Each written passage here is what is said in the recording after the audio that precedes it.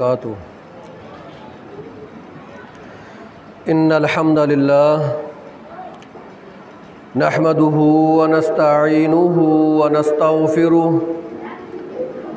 ونعوذ باللہ من شرور انفسنا ومن سیئات اعمالنا من يهده الله فلا مضل له ومن يضلل فلا هادي له وأشهد أن لا إله إلا الله وحده لا شريك له وأشهد أن محمدًا عبده ورسوله يا أيها الذين آمنوا اتقوا الله حق تقاته ولا تموتن إلا وأنتم مسلمون يا أيها الناس اتقوا ربكم الذي خلقكم من نفس واحدة وخلق منها زوجها وبث منهما رجالا كثيرا ونساء واتقوا الله الذي تساءلون به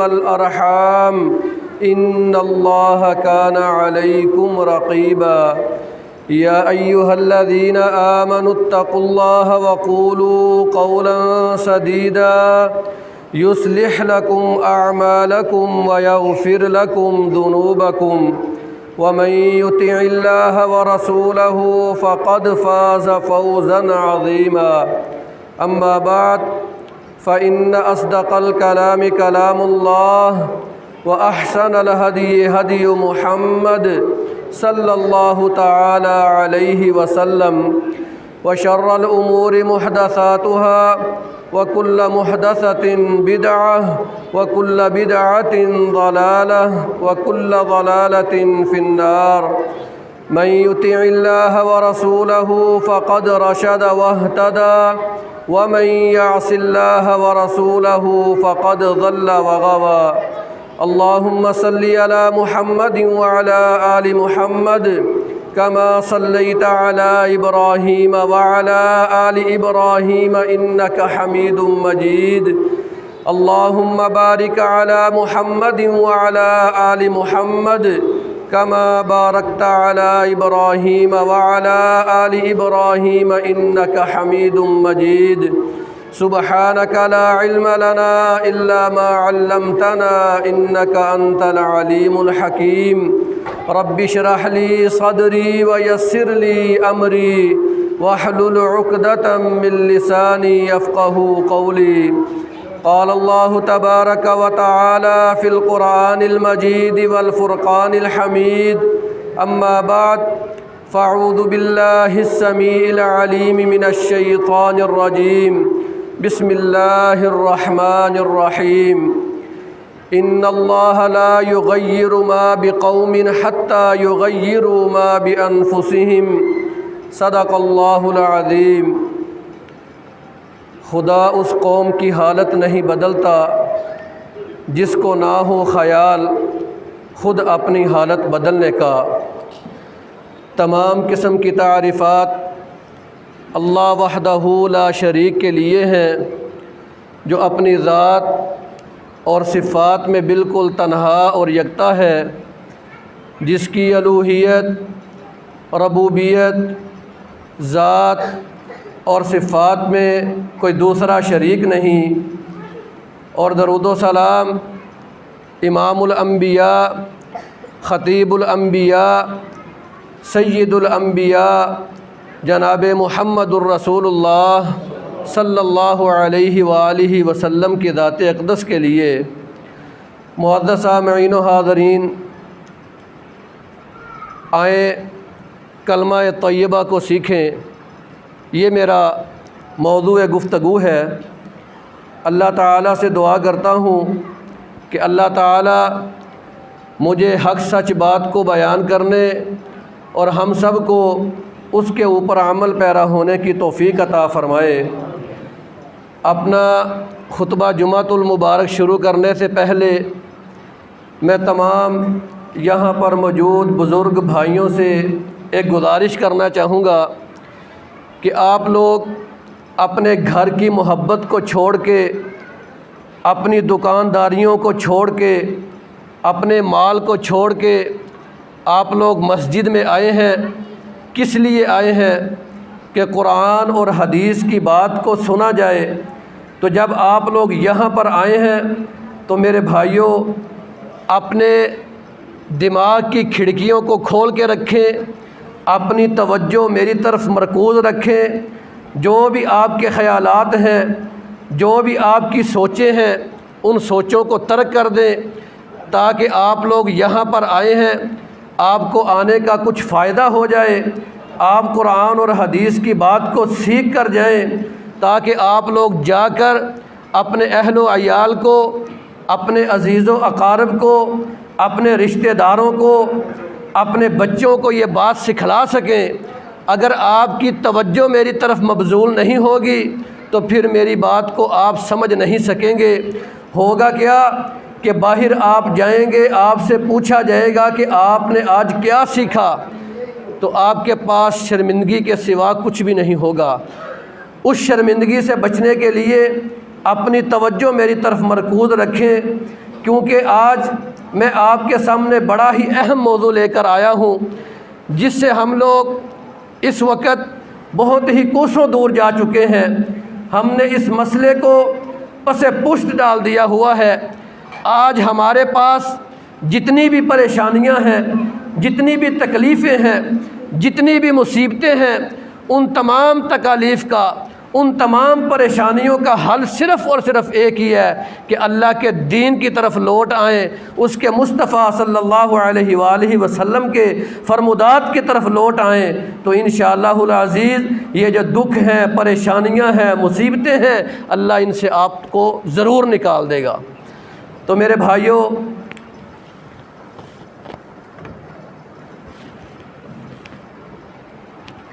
جیسا کہ آپ لوگ جانتے ہیں کہ کائنات کا خالق و مالک صرف اور صرف اللہ تعالیٰ ہے۔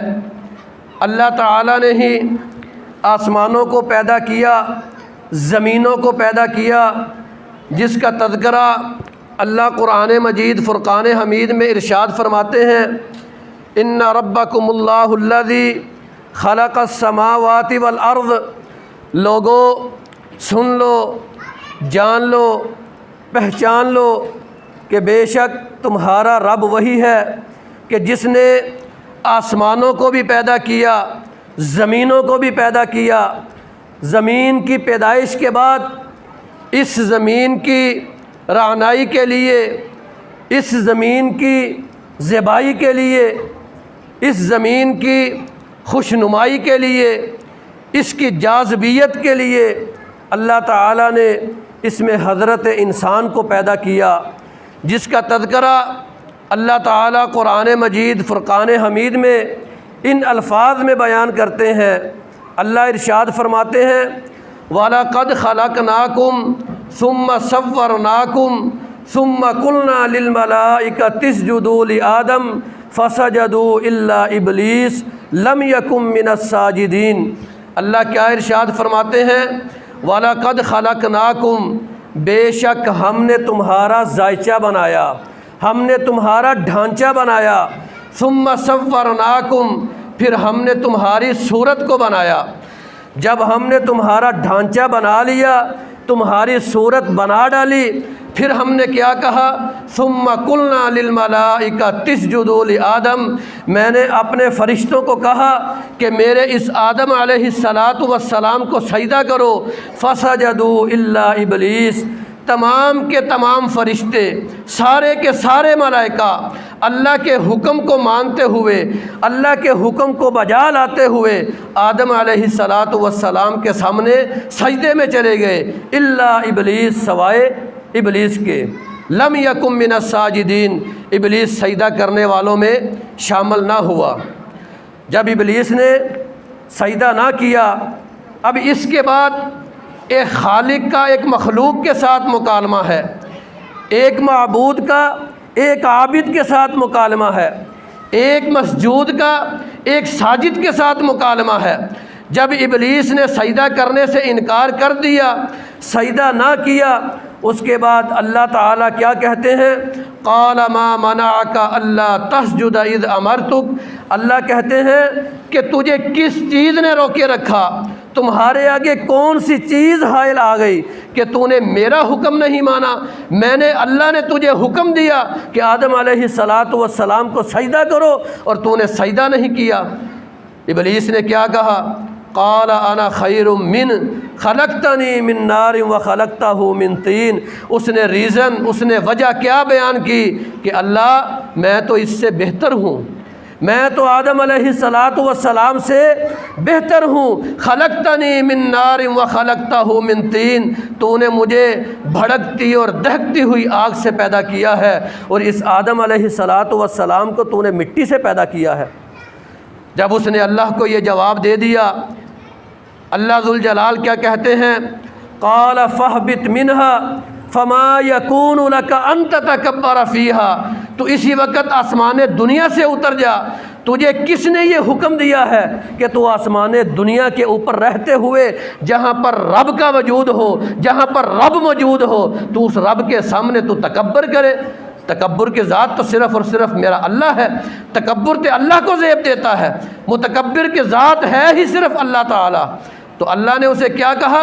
قال فاہبط منها فما یکون لک ان تتکبر فیہا فاخرج انک من الصاغرین، تجھے کس نے یہ حکم دیا ہے کہ تو آسمان دنیا کے اوپر رہتے ہوئے تکبر کرے؟ فاخرج، یہاں سے نکل اور آج کے بعد تو ذلیلوں میں شامل ہو جا۔ جب وہ اترنے لگا تو اس نے اللہ سے کیا کہا؟ قال انظرنی الی یوم یبعثون، اللہ تو مجھے آسمان دنیا سے اتارنے تو لگا ہے، اللہ پھر تو مجھے قیامت کے دن تک مہلت دے۔ اب یہ اللہ کا پیدا کردہ مخلوق وہ اللہ کو چیلنج کر کے کہہ رہی ہے کہ تو مجھے قیامت کے دن تک مہلت دے۔ اللہ کیا کہتا ہے؟ قال انک من المنظرین، جا میں نے تجھے قیامت کے دن تک مہلت دی، جا میں نے تجھے قیامت کے دن تک مہلت دی۔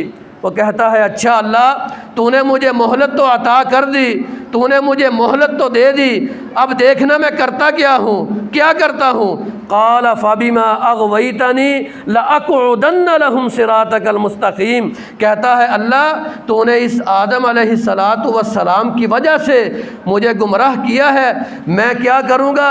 جو تیرے راستے کے اوپر چلنے والے لوگ ہوں گے، جو صراط مستقیم کے اوپر چلنے والے لوگ ہوں گے، جو تیرے حکم کو ماننے والے ہوں گے، میں ان کے راستے میں آ کر بیٹھوں گا۔ ثم لآتینہم من بین ایدیہم ومن خلفہم وعن ایمانہم وعن شمائلہم ولا تجد اکثرہم شاکرین، میں ان کے راستے میں آ کر ان کو گمراہ کروں گا، میں آگے سے بھی آؤں گا، میں پیچھے سے بھی آؤں گا، میں دہنی جانب سے بھی آؤں گا، میں بہنی جانب سے بھی آؤں گا۔ ولا تجد اکثرہم شاکرین، اور ان میں سے اکثر لوگوں کو تو شکر گزار نہیں پائے گا۔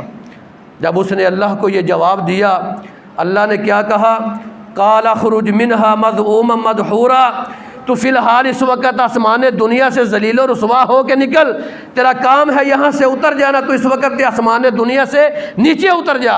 لمن تبعک منہم لأملأن جہنم منکم اجمعین، جو تیری پیروی کرے گا، جو تیری اتباع کرے گا، جو تیرا حکم مانے گا، جو تیرے مطابق اپنی زندگی گزارے گا، میں اس کو اور تم کو دونوں کو جہنم میں ڈالنے والا ہوں۔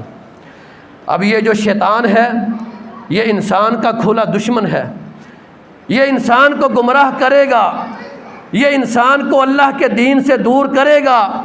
اللہ تعالیٰ نے انسان کو باقاعدہ طور پر حکم دیا، ان الشیطان لکم عدو مبین فاتخذوہ عدوا، کہ بے شک یہ جو شیطان ہے یہ تمہارا کھلا دشمن ہے۔ فاتخذوہ عدوا، یہ اللہ نے حکم دیا ہے انسان کو کہ تم بھی اس کو اپنا دشمن جانو، یہ تمہارا دشمن ہے، یہ تمہیں گمراہ کرے گا، یہ تمہیں دین سے دور کرے گا، یہ تمہیں اللہ کے احکامات سے دور کرے گا، یہ تمہیں مصطفیٰ صلی اللہ علیہ وآلہ وسلم کے فرمودات سے دور کرے گا۔ اللہ نے یہ انسان کو، مسلمانوں کو، کلمہ گو کو حکم دیا ہے کہ تم اس کو دشمن جانو۔ جب اللہ نے مجھے حکم دے دیا تو پھر میرا کام کیا بنتا ہے؟ میرے فرائض میں کیا شامل ہے کہ میں شیطان کو اپنا کھلا دشمن جانوں، اور اپنے معمولات، اپنی زندگی، اپنا اوڑھنا بچھونا اٹھنا بیٹھنا، میری عبادات، میرے معاملات کس طرح ہونے چاہیے، جس طرح آج سے 1400 سال پہلے اللہ کے پیغمبر صلی اللہ علیہ وآلہ وسلم نے بتلائے تھے۔ تو شیطان جو انسان کے اوپر سب سے بڑا وار کرتا ہے وہ کیا ہے؟ وہ انسان کو شرک میں مبتلا کرتا ہے۔ وہ کہتا ہے من خالق کذا، وہ انسان کے دل میں آ کر یہ وسوسہ ڈالتا ہے کہ من خالق کذا، اس کو کس نے پیدا کیا ہے؟ پھر کہتا ہے من خالق کذا، اس چیز کو کس نے پیدا کیا ہے؟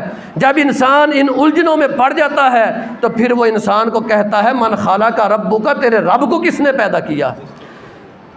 وہ تو انسان کو گمراہ کرتا ہے، اس کا کام ہی یہی ہے، اس نے انسان کو گمراہ کرنا ہے، کیونکہ وہ روز ازل کے دن آسمان کے اوپر اللہ سے یہ وعدہ کر کے آیا ہے کہ میں نے تیرے بندے کو گمراہ کرنا ہے، میں نے اس کو دین سے دور کرنا ہے۔ وہ تو اپنا کام کر رہا ہے، لیکن اس کے بدلے میں اللہ نے اسے کیا جواب دیا تھا؟ ان عبادی لیس لک علیہم سلطان، یہ میرے اللہ نے اپنے بندوں کے بہاف کے اوپر یہ بات کی تھی، جو میرے بندے ہوں گے، جو مخلص بندے ہوں گے، جو میری اتباع کرنے والے ہوں گے، جو میرے حکم کو ماننے والے ہوں گے، تو ان کو کبھی بھی گمراہ نہیں کر سکے گا۔ لیکن اس نے پھر بھی قسم کھائی تھی۔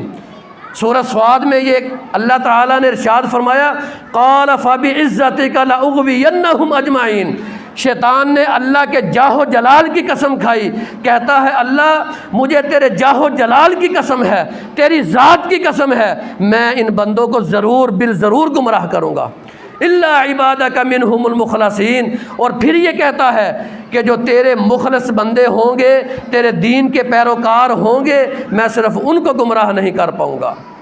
تو آج میرے بھائیوں، ہم نے دیکھنا ہے، اپنی اصلاح کرنی ہے کہ ہم اس دنیا کے اوپر آ تو گئے ہیں، کیا ہم لوگ شرک سے دور ہیں؟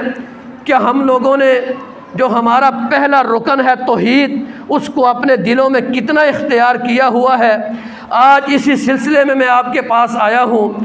لا الہ الا اللہ محمد الرسول اللہ، یہ ہمارا کلمہ ہے۔ محمد الرسول اللہ کے اوپر بعد میں بات کریں گے، پہلے بات کرتے ہیں لا الہ الا اللہ کی طرف۔ لا الہ الا اللہ کا مطلب کیا ہے، ترجمہ کیا ہے؟ یہ تو عربی میں ہے نا، اردو میں اس کا ترجمہ کرے تو کیا بنتا ہے کہ اللہ کے سوا کوئی بھی معبود برحق نہیں ہے۔ لا کا مطلب ہے نہیں، الہ کا مطلب کیا ہے؟ معبود برحق، الا اللہ، سوائے اللہ کے یا صرف اللہ۔ اب ہم دیکھتے ہیں کہ یہاں پر میں نے دو لفظ استعمال کیے ہیں الہ کے اوپر، معبود اور برحق۔ کیا یہ میں نے اپنے پاس سے لیے ہیں؟ نہیں میرے بھائیوں، میں نے یہ قرآن سے لیے ہیں۔ معبود کس کو کہا جاتا ہے؟ جس کی عبادت کی جاتی ہے، جو عبادت کے لائق ہوتا ہے اس کو معبود کہا جاتا ہے۔ عابد کون ہوتا ہے؟ جو عبادت کرنے والا ہوتا ہے۔ اب ہم نے یہاں پر لفظ استعمال کیا کہ اللہ کے سوا کوئی بھی معبود برحق نہیں ہے، تو معبود کے بارے میں جانتے ہیں۔ اللہ نے ہمیں قرآن مجید میں ارشاد فرمایا اللہ تعبدوا الا اللہ، کہ تم اللہ کے سوا کسی کی بھی عبادت نہ کرنا۔ یہ اللہ نے ہمیں حکم دیا ہے۔ تو معبود کون ہے ہمارا؟ اللہ تعالیٰ، کیونکہ اللہ نے ہمیں واضح حکم دیا ہے کہ اللہ کے سوا تم کسی کی بھی عبادت نہ کرنا۔ اب دیکھتے ہیں برحق کو، اس کے بارے میں سورہ حج میں اللہ ارشاد فرماتے ہیں ذالک بان اللہ هو الحق وان ما يدعون من دونه هو الباطل وان اللہ هو العلی الکبیر۔ یہ صرف اسی لیے ہے کہ اللہ ہی برحق ہے، اللہ ہی حق ہے، اور اللہ کے سوا جن کو یہ بلاتے ہیں وہ باطل ہیں، وہ باطل ہیں۔ اللہ نے واضح طور پہ قرآن میں کہا کہ اللہ کے سوا جن کو یہ بلاتے ہیں وہ باطل ہیں۔ تو معبود برحق ہم نے کہاں سے لیا؟ قرآن مجید سے۔ اب لا الہ الا اللہ کے اوپر آتے ہیں۔ اس کے دو رکن ہیں، پہلا رکن ہے لا الہ، دوسرا رکن ہے الا اللہ۔ پہلا ہے نفی اور دوسرا ہے اثبات، پہلا ہے انکار اور دوسرا ہے اقرار۔ سب سے پہلے انسان کو اس بات کی نفی کرنی ہے، انسان کو اس بات کی جو ہے نا اپنے دل کے اندر باقاعدہ طور پر اعادہ کرنا ہے کہ اللہ کے سوا کوئی بھی معبود برحق نہیں ہے۔ یہ انسان کی فطرت میں شامل ہے، کبھی اس کو غور سے دیکھیں، سوچیں، سمجھیں، یہ انسان کی فطرت میں شامل ہے۔ میں ایک مثال کے ساتھ سمجھاؤں گا۔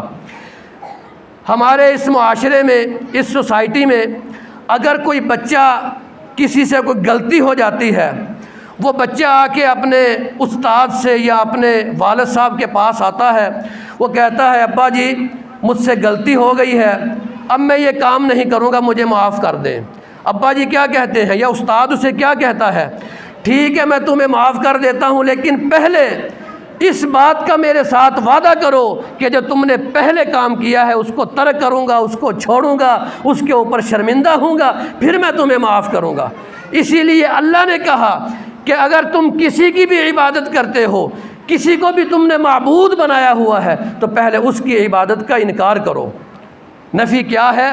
کہ جتنے بھی معبود ہیں اللہ کے سوا، ان تمام معبودوں کی عبادت کا انکار، پھر چاہے وہ معبود بت ہو، پتھر ہو، وہ درخت ہو، وہ سورج ہو، وہ چاند ہو، وہ فرشتے ہوں، وہ انبیاء ہوں، وہ اولیاء اللہ ہوں، وہ غوث ہو، وہ کتب ہو، وہ خواجہ ہو، وہ ابدال ہو، وہ دستگیر ہو، وہ بگڑیاں بنانے والا ہو، جتنے بھی معبود ہیں ان تمام معبودوں کی عبادت کا انکار۔ اور اسباب کیا ہے؟ کہ تمام عبادات کا محور، تمام عبادات کا مرکز، تمام عبادات کے لائق صرف اور صرف کون ہے؟ اللہ تعالیٰ۔ پھر چاہے وہ عبادت انسان کی نماز ہو، وہ زکوٰۃ ہو، وہ حج ہو، وہ دعا ہو، وہ پناہ ہو، وہ قربانی ہو، وہ نظر و نیاز ہو، وہ توکل ہو، تمام قسم کی عبادات کا محور، مرکز صرف اور صرف کون ہے؟ اللہ تعالیٰ۔ ہم نے یہاں پر بات کی ہے کہ بتوں کی عبادت کی گئی، درختوں کی عبادت کی گئی، پتھروں کی عبادت کی گئی، کفار مکہ والوں نے ان کی عبادت کی۔ ہم اس کو دیکھنے کی کوشش کرتے ہیں کہ آج سے 1400 سال پہلے کفار مکہ نے جس طرح ان لوگوں کو اپنا معبود بنایا تھا، کیا ہمارے معاشرے میں بھی یہ بات چل رہی ہے کہ نہیں چل رہی؟ ہم نے آج اس کو دیکھنا ہے۔ اگر چلتی ہے تو اس کو روکنے کے لیے مجھے تبلیغ کے میدان میں آنا پڑے گا، مجھے اپنے گھروں سے نکلنا پڑے گا، مجھے لوگوں کو اللہ کے دین کی طرف بلانا پڑے گا، اللہ کی توحید کی طرف بلانا پڑے گا۔ سب سے پہلے ہم دیکھتے ہیں کہ کفار مکہ نے درختوں کو، بتوں کو اور پتھروں کو معبود بنایا تھا۔ اللہ قرآن مجید فرقان حمید میں ارشاد فرماتے ہیں افرأیتم اللات والعزی ومناۃ الثالثۃ الاخری، کیا تو نے لات اور عزیٰ اور تیسرے منات کو نہیں دیکھا؟ اب یہ لات، یہ عزیٰ، یہ منات، یہ تینوں کون تھے؟ یہ کفار مکہ کے معبود تھے۔ کفار مکہ والے ان کی عبادت کیا کرتے تھے۔ تفسیر ابن کثیر کو کھول کے دیکھیں، تفسیر طبری کو کھول کے دیکھیں، لات کے بارے میں کیا ذکر آتا ہے کہ لات یہ ایک سفید رنگ کا پتھر تھا، سفید رنگ کا پتھر تھا۔ اہل طائف والے وہ اس کی عبادت کیا کرتے تھے، اس کی پرستش کیا کرتے تھے، اس کو انہوں نے اپنا معبود بنایا ہوا تھا۔ لات اصل میں تھا کون؟ یہ ایک نیک بندہ تھا، اور جب لوگ حج کی ادائیگی کے لیے آیا کرتے تھے تو اس وقت سایہ نہیں ہوتا تھا۔ یہ بندہ ان لوگوں کو ستو پلایا کرتا تھا۔ جب یہ بندہ فوت ہو گیا تو لوگوں نے اس کا مزار بنا لیا۔ جہاں پہ وہ فوت ہوا وہاں پہ مزار بنا، لیکن وہ جگہ نیست و نابود ہو گئی۔ لوگوں نے کیا کیا؟ شیطان نے ان کے دلوں میں بات ڈالی، اس کا مجسمہ بنا لیا، سفید رنگ کا پتھر بنا لیا، اور اہل طائف والے وہ اس کی پرستش کیا کرتے تھے، اس کی عبادت کیا کرتے تھے۔ اور بنو ثقیف کا قبیلہ، اس میں اس کی تولیت تھی، اس کی مجاورت تھی، باقاعدہ طور پہ اس کے اوپر چادریں چڑھائی جاتی تھیں، اس کے اوپر میلے کا سما ہوتا تھا، اس کے اوپر عرس کیا جاتا تھا، اور اس جگہ کو حرم کی مثل سمجھا جاتا تھا۔ جس طرح حرم کو ہم پاکیزہ سمجھتے ہیں، پاکیزہ زمین سمجھتے ہیں، اسی طرح اس زمین کو بھی پاکیزہ سمجھا جاتا تھا۔ اس کے بعد عزا، یہ مکہ سے طائف کے درمیان نخلہ کا ایک مقام تھا، وہاں پر یہ ایک درخت تھا۔ اس درخت کو بنو قریش والوں نے اور بنو کنانہ والوں نے، انہوں نے اس کو اپنا معبود بنایا ہوا تھا۔ وہ اس کی پرستش کیا کرتے تھے، وہ اس کی عبادت کیا کرتے تھے۔ اور سیم اسی طرح جیسے آج ہمارے معاشرے، آج ہمارے اس دور میں چادریں چڑھائی جاتی ہیں، ادھر بھی چادریں چڑھائی جاتی تھیں۔ اس درخت کے اوپر مرادیں پوری کرنے کے لیے دھاگے باندھا کرتے تھے۔ آج بھی ہمارے اس دور میں اجمیر شریف کے اوپر جا کر دیکھیں، وہاں پر دھاگے باندھے جاتے ہیں۔ اسی طرح عرس اور میلے اس وقت بھی لگتے تھے، آج کے دور میں بھی عرس اور میلے لگائے جا رہے ہیں۔ اور جب احد والے دن جس وقت اللہ کے پیغمبر صلی اللہ علیہ وآلہ وسلم کے دندان مبارک شہید کر دیے گئے، جب اللہ کے پیغمبر نے احد کے دن صحابہ کرام کو کہا تھا کہ جب تک میں تمہیں نہ کہوں اس وقت تک آپ لوگوں نے اپنی جگہ سے ہلنا نہیں ہے۔ مال غنیمت اکٹھا ہو گیا تو صحابہ کرام نے دیکھا کہ کفار والے تو بھاگ گئے ہیں، ہم بھی نیچے جاتے ہیں، ہمارے ساتھی مال غنیمت کو اکٹھا کر رہے ہیں، ہم بھی مال غنیمت کو اکٹھا کرتے ہیں۔ وہ درے کے اوپر سے نیچے آئے، مال غنیمت کو اکٹھا کرنا شروع کر دیا۔ خالد بن ولید اس وقت مسلمان نہیں ہوئے تھے، ابو سفیان ابھی وہ بھی مسلمان نہیں ہوئے تھے۔ انہوں نے موقع دیکھا اور اس درے کے اوپر سے مسلمانوں کے اوپر حملہ آور ہو گئے، جس کے نتیجے میں اللہ کے پیغمبر صلی اللہ علیہ وآلہ وسلم بہت زیادہ زخمی ہو گئے۔ اور کفار مکہ والوں نے وہاں پر آ کر للکارے مارنے شروع کر دیے۔ صحابہ کرام خاموش رہے۔ اللہ کے پیغمبر نے کہا خاموش رہو، میں یہاں پر آپ کو نبی مکرم صلی اللہ علیہ وآلہ وسلم کی غیرت کی بات بتلانا چاہتا ہوں کہ ہم جس نبی کے امتی ہیں وہ ہمارے نبی کتنے ہی غیرت والے ہیں، اور ہم نے اپنے اس نبی کی تعلیمات کو ترک کر دیا ہے، اس کی تعلیمات کو چھوڑ دیا ہے۔ جب کافی زیادہ آوازیں دی گئیں، اللہ کے پیغمبر صلی اللہ علیہ وآلہ وسلم نے آواز نہ دی، صحابہ کرام نے جواب نہ دیا۔ ابو سفیان کیا کہتا ہے؟ دلیری کے ساتھ آ کر کہتا ہے ان لنا العزى ولا عزى لكم۔ اس طرح تلوار کو بلند کیا اور بلند کر کے کہتا ہے کہ کدھر گیا محمد صلی اللہ علیہ وآلہ وسلم اور اس کے لوگ، ساروں کو نیست و نبود کر دیا۔ آج ہمارا عزا موجود ہے، آج صرف اسی کی جو ہے نا بڑھتری ہے۔ اللہ کے پیغمبر صلی اللہ علیہ وآلہ وسلم نے جب یہ سنا کہ یہ عزا کی بات کر رہا ہے، یہ اپنے معبود کی بات کر رہا ہے، اللہ کے پیغمبر صلی اللہ علیہ وآلہ وسلم نے صحابہ کرام کو کہا کہ اس کے جواب میں جواب دو، اللہ مولانا ولا مولا لکم۔ ہمارا اللہ موجود ہے، ہمارا اللہ ہماری مدد کے لیے حاضر ہے، ہمارا اللہ انشاءاللہ ہماری مدد ضرور کرے گا، اس کو جواب دو۔ تب صحابہ کرام رضوان اللہ علیہم اجمعین نے اس کو جواب دیا۔ آج ہمارے معاشرے میں کیا ہوتا ہے؟ ہمارے سامنے شرک کیا جا رہا ہے، ہمارے اندر غیرت کا مادہ جاگتا نہیں، ہم اس کو دیکھ رہے ہیں لیکن اس کے باوجود اس کو سمجھانے کے لیے نکلتے نہیں ہیں۔ اس کی بھی ایک وجہ ہے۔ وجہ کیا ہے؟ ہم دین کو سیکھتے ہی نہیں، ہم توحید کو سیکھتے ہی نہیں۔ جب ہمیں توحید کا پتہ ہی نہیں ہوگا، دین کے علوم کا پتہ ہی نہیں ہوگا، تو ہم کس طرح جا کر اس کو سمجھائیں گے؟ اسی طرح میرے بھائیوں، تیسرا جو منات تھا وہ بھی ان کا ایک معبود تھا، وہ ایک دیوی تھی۔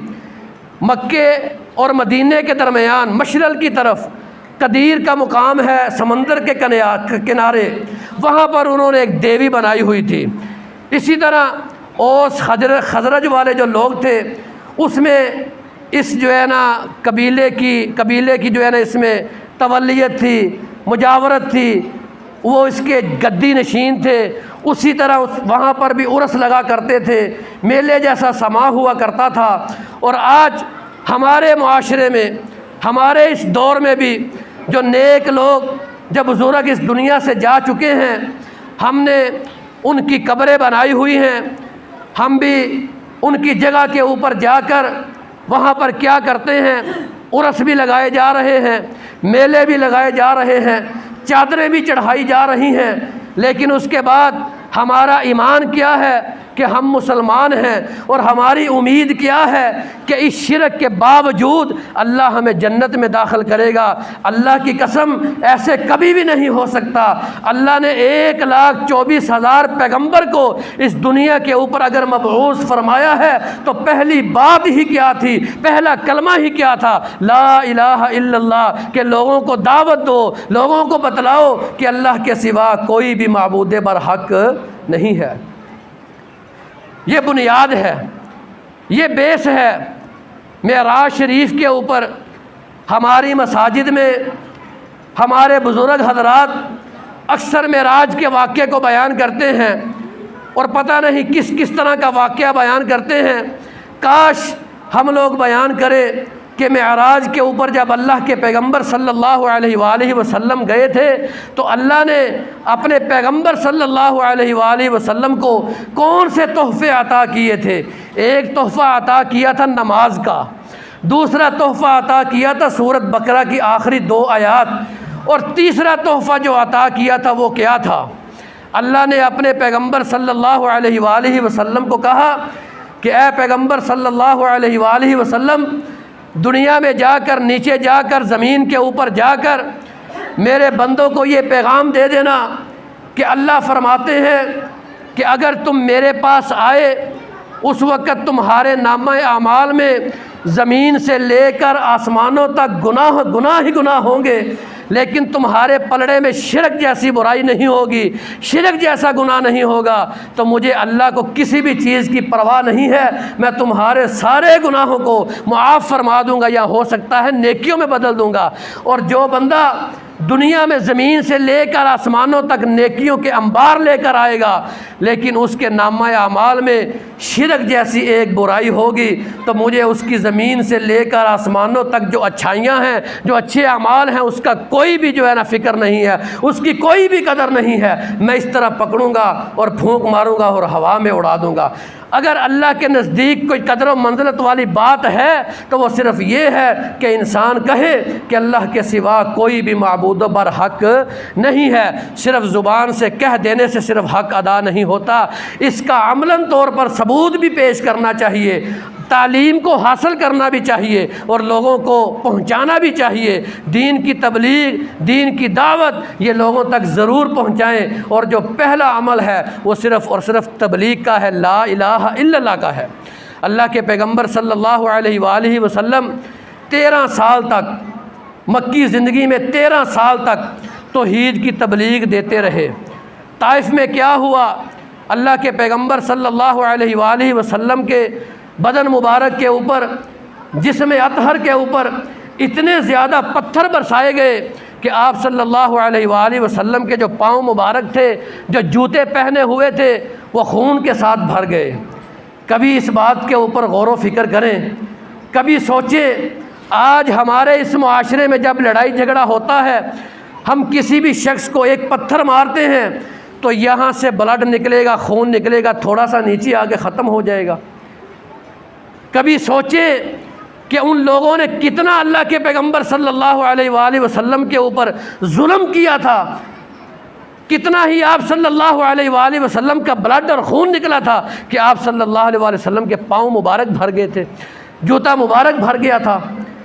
انہوں نے اللہ کی توحید کے لیے، اللہ کے دین کے پرچار کے لیے، اللہ کی توحید کے لیے اتنی قربانیاں دیں، اتنی تکلیفیں برداشت کیں، اور آج جب ہمارے اوپر کوئی تھوڑی سی بھی تکلیف آتی ہے، مصیبت آتی ہے، تو میں واپس اپنے گھر میں لوٹ آتا ہوں۔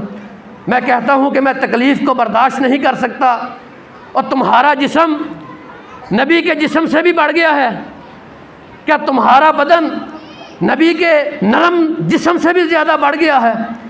اگر انہوں نے تکلیفیں برداشت کیں تو تمہیں کیا ہے؟ تم تکلیفیں برداشت نہیں کر سکتے۔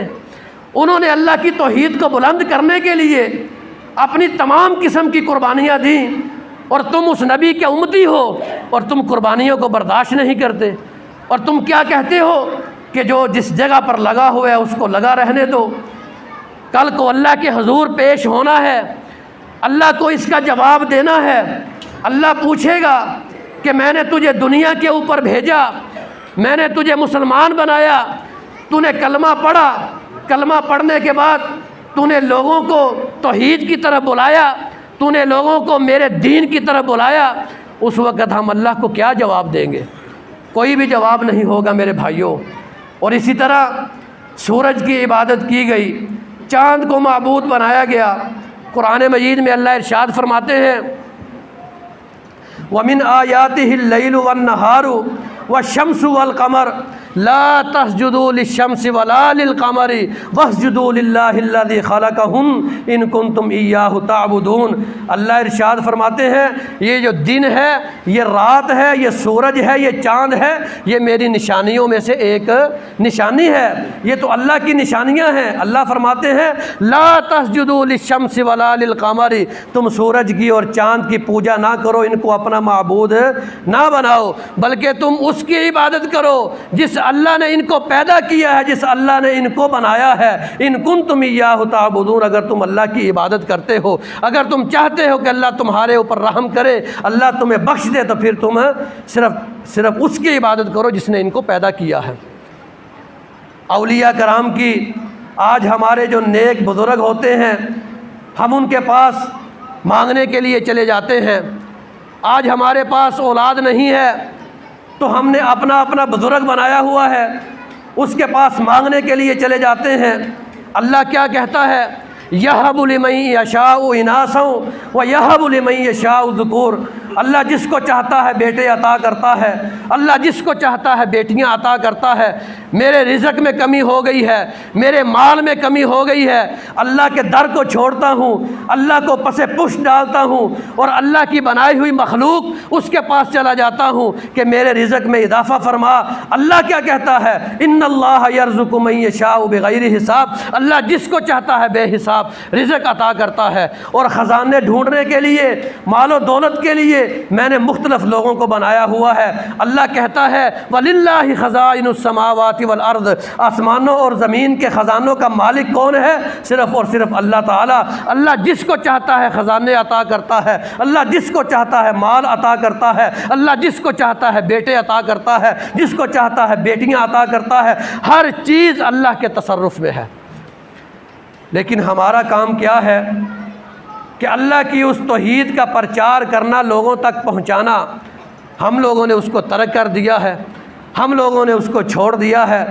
یہ جو کلمہ ہے، ہمارا جب بچہ ہم اس کو سکھاتے ہیں لا الہ الا اللہ، جس طرح ہم نے سیکھا ہے وہ بھی سیکھ لیتا ہے کہ اللہ کے سوا کوئی بھی معبود برحق نہیں ہے، لیکن پریکٹیکلی طور پہ، عملاً طور پہ ہم اپنے بچے کو سمجھاتے نہیں ہیں۔ ہمارے معاشرے میں کیا ہوتا ہے؟ جب ہمارا بیٹا پیدا ہونے والا ہوتا ہے، ماں اور باپ اس طرح پلاننگ کرتے ہیں کہ ہم نے اس کو فلاں سکول میں داخل کروانا ہے، اس کو سب سے اچھے والے سکول میں داخل کروانا ہے تاکہ میرا بیٹا دنیا میں ڈاکٹر بنے، انجینئر بنے، دنیا دار بنے۔ اس کے لیے اتنی فکر، کبھی کسی ماں باپ نے یہ بھی فکر کی ہے کہ میں نے اپنے بیٹے کو لا الہ الا اللہ سمجھانا ہے، میں نے اپنے بیٹے کو مدارس میں علم حاصل کرنے کے لیے داخل کرنا ہے؟ کبھی کسی ماں باپ کی یہ سوچ ہوئی ہے؟ کبھی کسی ماں باپ کی یہ فکر ہوئی ہے؟ اللہ کی قسم ہم لوگ دین سے بہت دور چلے گئے ہیں۔ جب میں یہ فکر نہیں کروں گا تو میری اولاد بھی آگے یہ فکر نہیں کرے گی۔ آج ہم کیا کہتے ہیں کہ دادا تو بڑا نیک تھا، باپ تو بڑا نیک تھا، پتہ نہیں ہے اولاد کس کے اوپر چلی گئی ہے۔ اولاد کسی کے اوپر نہیں جاتی۔ اولاد کو جب ہم تربیت نہیں دیں گے، اولاد کی جب تربیت نہیں کریں گے تو پھر اولاد بیرا روی کا شکار ہوگی۔ اللہ کے رسول صلی اللہ علیہ وآلہ وسلم نے جو ارشاد فرمایا تھا طلب العلم فریضۃ علی کل مسلم، کہ علم حاصل کرنا ہر مسلمان کے اوپر فرض ہے، وہ یہ والا فرض تھا کہ اپنے بچوں کو دینی تعلیم دلوائیں۔ یہ فرض نہیں تھا کہ اپنے بچوں کو دنیاوی تعلیم دلوائیں۔ دنیاوی تعلیم تو دنیا کی بھاگ دوڑ سنبھالنے کے لیے ہے۔ اصل انسان بنانے کے لیے، دنیا کی کامیابی کے لیے، آخرت کی کامیابی کے لیے، اللہ کی پہچان کے لیے، مصطفیٰ صلی اللہ علیہ وآلہ وسلم کے دین کو سمجھنے کے لیے جو دین ہے وہ کون سا دین ہے؟ جو اللہ کے پیغمبر صلی اللہ علیہ وآلہ وسلم نے فرمایا تھا، اور اس کی سمجھ بوجھ، اس کو حاصل کرنا یہ ہر مسلمان کے اوپر فرض ہے۔ لیکن افسوس کی بات، ہم لوگ دین کو حاصل ہی نہیں کرتے، ہم لوگ دین سے کوسوں دور جا چکے ہیں۔ میرے بھائیوں، غصہ کرنے والی بات نہیں ہے، میں کرٹیسائز کرنے نہیں آیا ہوں، صرف آپ کی اور اپنی اصلاح کرنے آیا ہوں کہ میرے بھائیوں ابھی بھی وقت ہے، ہمارے پاس اولاد ہے، یہ اللہ کی بہت بڑی نعمت ہے۔ اللہ تعالیٰ اس کے بارے میں باز پرس کرے گا، اس کے بارے میں پوچھے گا کہ میں نے تجھے اولاد جیسی عظیم نعمت سے سرفراز کیا، نوازا، تو نے میری اس نعمت کا کیا کیا؟ اس وقت میں اللہ کو کیا جواب دوں گا کہ اللہ میں نے تو اسے دنیا داری کی تعلیم کے لیے وقف کر دیا تھا، میں نے تو صرف یہ سوچا تھا کہ صبح سے لے کر شام تک میں دھوپ کو برداشت کروں گا، میں بارش کو برداشت کروں گا، لیکن میں اپنے بچے کو ایک بڑا انجینئر بناؤں گا، ایک ڈاکٹر بناؤں گا۔ اس وقت اللہ کو جا کے کیا جواب دو گے؟ کبھی کسی نے سوچا میرے بھائیوں؟ خدا کے لیے ان باتوں کو سوچئے، ابھی بھی وقت ہے، کچھ بھی نہیں بگڑا، ہمارے پاس ابھی بھی وقت ہے۔ جب سمجھ آ جائے اس وقت ہی سمجھ جاؤ، اپنے بچوں کی تربیت کرو، اس طرح تربیت کرو جس طرح اللہ کے پیغمبر صلی اللہ علیہ وآلہ وسلم نے اپنے نواسوں کی تربیت کی، جس طرح اللہ کے پیغمبر صلی اللہ علیہ وآلہ وسلم نے اپنے صحابہ کرام رضوان اللہ علیہم اجمعین کی تربیت کی۔ میرے بھائیوں، یہ جو تبلیغ کا اہم جو فریضہ ہے یہ بھی انسان کے اوپر فرض ہے۔ اگر تمہارے پاس قرآن کی ایک بات آ جاتی ہے تو اس کو دوسروں تک پہنچانا یہ ہمارے اوپر لازم ہے، لیکن ہم کیا کرتے ہیں کہ ہمارے پاس قرآن اور حدیث کی اگر کوئی بات آ جاتی ہے تو ہم اپنے گھروں میں جا کر بیٹھ جاتے ہیں، اپنے اہل و عیال کو ہی نہیں بتلاتے، اپنی بیوی اور اپنی بچوں اور بچیوں کو ہی نہیں بتلاتے، رشتہ داروں کو تو بتلانا بہت دور کی بات ہے۔ خدا را اس چیز کو ختم کیجئے، اس چیز کو ختم کیجئے۔ آج اگر آئے ہیں تو اس بات کا صمیم ارادہ کیجئے، اپنے دل کے اندر پکا عہد کیجئے کہ آج سے ہم نے دین کو سیکھنا ہے، دین کے علوم کو حاصل کرنا ہے، اللہ کی توحید کو سمجھنا ہے، اللہ کی توحید کا علم حاصل کرنا ہے۔ پہلے علم حاصل کرنا ہے اور پھر علم حاصل کرنے کے بعد ہم نے انشاءاللہ العزیز اس علم کو، اس توحید کو، اللہ کی معرفت کو ہم نے لوگوں تک پہنچانا ہے۔ یہ سب سے بڑا فریضہ ہے۔ اگر میں اس فریضے کو ادا نہیں کروں گا تو پھر میرے بھائیوں اپنی فکر کرے، سوچ اپنے دل کے اندر پیدا کرے کہ پتہ نہیں پھر روز محشر کو ہمارا کیا ہوگا، پتہ نہیں پھر ہماری مغفرت بھی ہوگی کہ نہیں ہوگی۔ اللہ تعالیٰ کو سب سے زیادہ محبت انسان کے ساتھ اس کے ساتھ ہے جو اللہ کی توحید کا پرچار کرتا ہے، جو اللہ کی توحید کو بلند کرتا ہے، جو اللہ کی توحید کے لیے اپنا خون تک قربان کرنے کے لیے تیار ہو جاتا ہے۔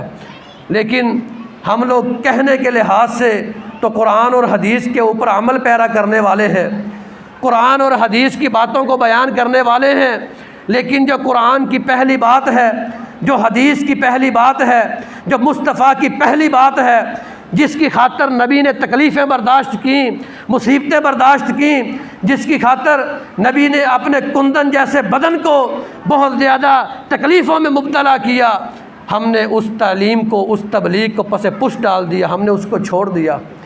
میرے بھائیوں، اگر کامیابی چاہتے ہو، اگر آپ چاہتے ہو کہ اللہ کے حضور آپ لوگ بہت ہی پسندیدہ بن جائیں تو اس کے لیے اللہ کی توحید کو پرچار کریں، اللہ کی توحید کو سیکھیں اور سیکھنے کے بعد لوگوں تک پہنچائیں۔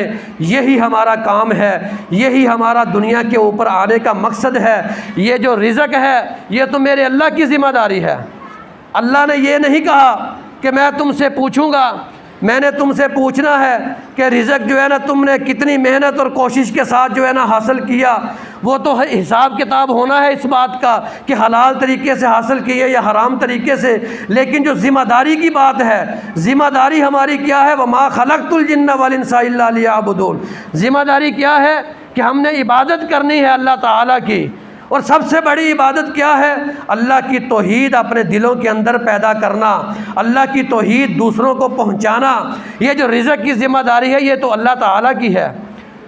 یہ جو مزدور ہیں، آپ لوگوں نے دیکھا ہے بڑی محنت کرتے ہیں لیکن اتنے زیادہ خوشحال نہیں ہوتے۔ کئی لوگ بڑی کم ہی محنت کرتے ہیں، ان کے پاس گاڑیاں ہیں، بینک بیلنس ہیں۔ یہ میرے اللہ کی تقسیم ہے، اللہ جس کو چاہتا ہے جتنا مرضی رزق عطا کر دیتا ہے، لیکن جس کے بارے میں بعد پرس ہوگی وہ صرف اور صرف اس کے بارے میں ہوگی، لا الہ الا اللہ، کہ میں نے تجھے دنیا کے اوپر بھیجا، تو نے میری توحید کو کتنا اپنایا اور اپنانے کے بعد تو نے کتنا دنیا تک پہنچایا، اس کا تذکرہ اور اس کی بعد پرس اللہ تعالیٰ ضرور کرے گا۔